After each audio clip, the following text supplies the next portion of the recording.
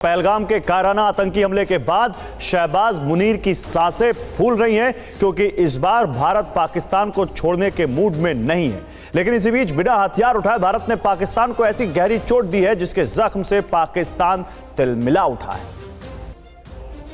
देखिए, पाकिस्तान की जो एक्टिविटीज हैं इस टाइप की, इससे कोई फर्क नहीं पड़ता। एक्चुअली इनकी डिफिटिव एटीट्यूड है इनका। इसी टाइप का बात करते हैं। अब जैसे बिलावल भुट्टो ने स्टेटमेंट दे दी, अगर पानी नहीं आएगा तो खून बहेगा। भाई बहा के देख लो खून। दिल्ली इंडिया में आया था ये एक मीटिंग को अटेंड करने, कोई आपकी मीटिंग थी कोई, जो हमारी कुछ हमारे जो ग्रुप्स हैं, तो वहाँ गोवा में जाकर के लेट गए, गोवा के बीच में जाकर के लेट गए। क्या हमारा कोई डिप्लोमेट या कोई हमारा फॉरेन मिनिस्टर ऐसी हरकत करता है? कोई नहीं करता। देखिए, हमारा एक स्टेटस है, हमारा एक पर्पज़ है रहने का, और पाकिस्तान का कोई स्टेटस ही नहीं है। पाकिस्तान का आप देख लीजिए, पाकिस्तान के मिलिटेंट को ये बताया जाता है कि आप मरोगे तो आपको 72 हूरें मिलेगी। ये हूरों के चक्कर में ही मरे जा रहे हैं। लेकिन इंडिया को इसके ऊपर काम करना पड़ेगा। जो भी आतंकवादी पकड़ा जाता है या मारा जाता है, उसको दफनाया ना जाए, उसको मिट्टी का तेल डाल करके जला देना चाहिए। ये लोग यहाँ की डिमांड कर रहे हैं इस बात को, क्योंकि इनको इस चीज़ से बहुत डर लगता है, और ये करना पड़ेगा इंडिया को डायरेक्ट एक्शन लेने पड़ेंगे पाकिस्तान के खिलाफ। और हमें कोई जब जैसे पाकिस्तान की एक्टिविटी हरकतें हैं, इस हरकत को इसी तरीके से काउंटर करना पड़ेगा। और साथ में हम और भी बहुत कुछ कर सकते हैं पाकिस्तान के खिलाफ। देखिए, पाकिस्तान के अंदर बहुत कुछ हुआ करता था पहले टाइम में। मैं 1994 की आपको बात कहूँ तो हमारे जो इंडिया के रॉ के लोग थे, बहुत से लोगों को घर से उठा के ले जाते थे, और हमारी गवर्नमेंट कुछ नहीं करती थी।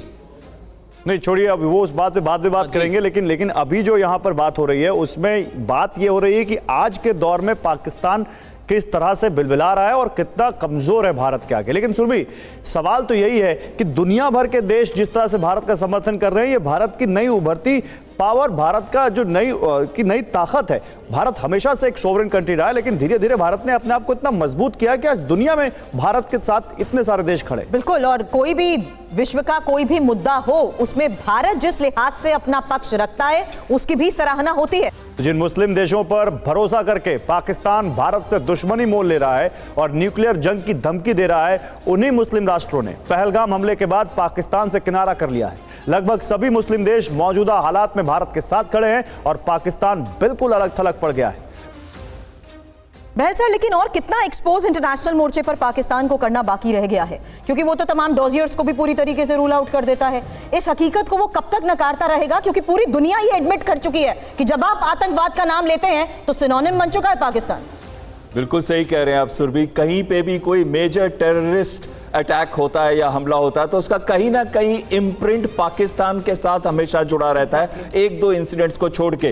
तो साथ में मैं ये भी कहूंगा, जो आपने बहुत महत्वपूर्ण अभी वीडियो दिखाया था, जिसके अंदर जितने भी मुस्लिम देश हैं, खासकर यूएई ने तो बहुत क्लियरली भारत का साथ दिया है, और सऊदी अरेबिया में हमारे प्राइम मिनिस्टर वहां गए थे। और क्योंकि सऊदी अरेबिया में प्राइम मिनिस्टर थे जब ये हमला हुआ, तो कहीं ना कहीं सऊदी अरेबिया की लीडरशिप को बहुत बड़ा धक्का लगा होगा और उनको ये पसंद नहीं आया होगा। और तीसरी बात है, ईरान ने कहा है कि वो मध्यस्थता करेंगे।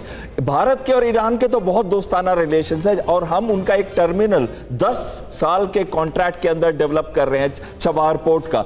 लेकिन वैसे ही दोस्ताना रिलेशन ईरान के पाकिस्तान के साथ नहीं है। अगर आपको याद हो, पिछले साल 16 जनवरी को हमला किया था ईरान ने, मिसाइल्स और हवाई हमला किया था एक ऐसी लोकेशन में बलूचिस्तान के अंदर जहां पे सुन्नी इस्लामिस्ट मिलिटेंट ऑर्गेनाइजेशन का एरिया था, कैंप था, और फिर उसके बाद पाकिस्तान ने रिटेलिएट किया। तो कहीं ना कहीं पाकिस्तान इस समय पूरे इस्लामिक वर्ल्ड के अंदर भी अलग थलग पड़ रहा है। यह नहीं है कि सबको नहीं पता कि फुटप्रिंट जो वर्ल्ड का टेररिज्म का वो पाकिस्तान से शुरू होता है, सबको पता है। लेकिन क्योंकि ये भारत के साथ हुआ है, हमारे अस्तित्व पे अटैक हुआ है, इसका जवाब भी भारत को ही देना पड़ेगा। और अभी तो हमने डिप्लोमेटिक एक्शन लिया, अभी हमने बहुत बड़ा एक्शन लिया है। इंडस वाटर ट्रीटी का 25% जीडीपी पाकिस्तान का डिपेंड करता है इंडस वाटर ट्रीटी पे, चाहे वो नेविगेशन है, एग्रीकल्चर है, या फिर पावर जनरेशन है। लेकिन बहुत बड़ी चीज है कि काइनेटिक एक्शन जरूरी है।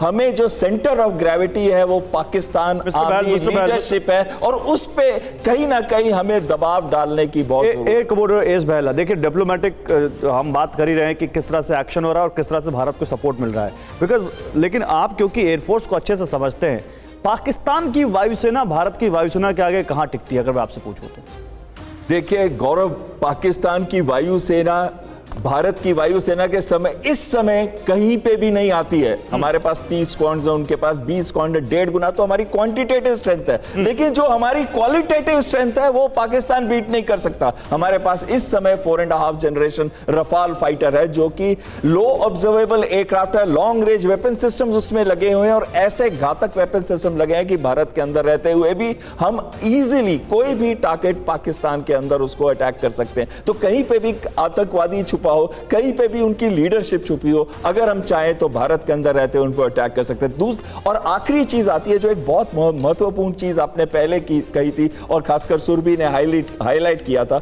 वो है जो सर्विसेबिलिटी एंड ऑनलाइन अवेलेबिलिटी है इन जहाजों की, वो बहुत ही पुअर है और जो स्पेयर पार्ट सपोर्ट है वो भी बहुत पुअर पाकिस्तान है।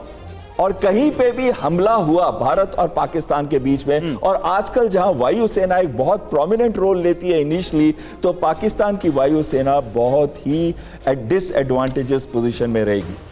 सही बात आप कह रहे हैं सर, लेकिन विक्रमजीत सर आपसे भी आगे मैं बात करूं उससे पहले एक बड़ी खबर का भी मैं रुख कर रही हूं, क्योंकि यहां जिस तरीके से हालात अभी नजर आ रहे हैं ये आपको हम बताते हैं कि वो कौन से ऐसे अभी तक बयान सामने आए हैं जिससे पाकिस्तान की बौखलाहट साफ तौर पर नजर आई है, और पाकिस्तानी सेना पर क्या लेटेस्ट अपडेट है ये जानना भी जरूरी है, क्योंकि खौफ के साए में जिस तरीके से पाक सेना है उसके बारे में देखिए खबर है कि सीमा पर पाक फौज का जमावड़ा है और एलओसी पर 45,000 फौजी भी बढ़ाए गए हैं, और अलग अलग डिवीजन से एलओसी पर तैनाती का मतलब क्या है, क्योंकि आसिम मुनीर लगातार बैठक कर रहा है और वायुसेना और कमांडर्स से भी मुनीर की बैठक को लेकर खबर आई है।